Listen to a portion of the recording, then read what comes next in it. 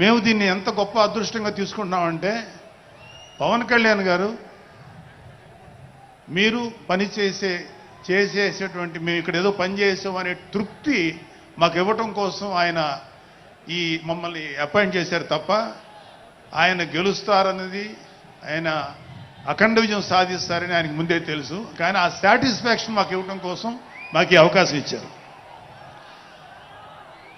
అయితే అది మా అదృష్టంగానే ఫీల్ అవుతున్నాం.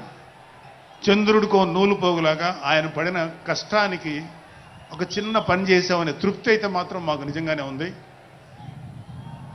అయితే ఇక్కడ పిఠాపురంలో పవన్ కళ్యాణ్ గారు అఖండ విజయం సాధించడానికి 2 ఫ్యాక్టర్స్, 2 ఇంపార్టెంట్ ఫ్యాక్టర్స్.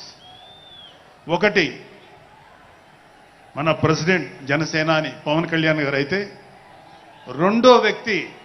రెండో ఫ్యాక్టర్, నాటి వ్యక్తి ఫ్యాక్టర్ పిఠాపురం జన సైనికులు, పిఠాపురం పౌరులు, పిఠాపురం ఓటర్స్. వీళ్ళిద్దరూ లేకపోతే మేము ఏమి చేసినా ఏం ఉపయోగం లేదు.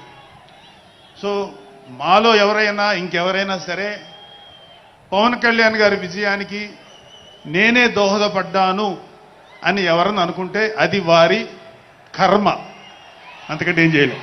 మరిన్ని వీడియోస్ కోసం ఛానల్ ని సబ్స్క్రైబ్ చేయండి. లేటెస్ట్ అప్డేట్స్ కోసం వాట్సాప్ ఛానల్ ని ఫాలో అవ్వండి. ఆ లింక్ డిస్క్రిప్షన్ లో ఉంది.